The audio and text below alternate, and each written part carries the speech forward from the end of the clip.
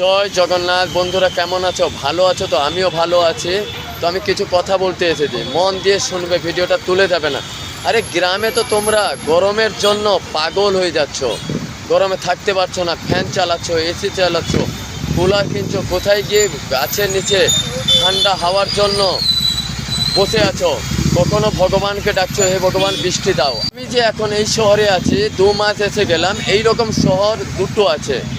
তো ওই দুটোর ভিতরে আমি একটা শহরে আছি। তো আমি বলবো না কোথায় আছি, কোন শহরে আছি। তো এখানে আমরা না গরম পাই না ঠান্ডা পাই।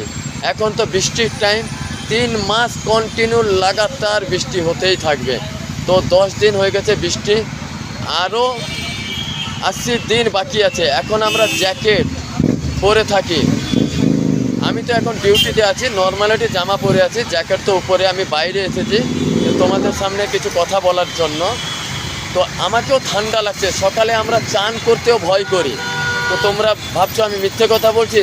দেখো রাস্তায় দাঁড়িয়ে আমি ভিডিওটা বানাচ্ছি, আমি রাস্তায় মন দিয়ে দেখলেই বুঝতে পারবে যে সবাইয়ের গায়ে জ্যাকেট পরে আছে। যারা বাইকে চালাচ্ছেন দেখো জ্যাকেট পরে আছে।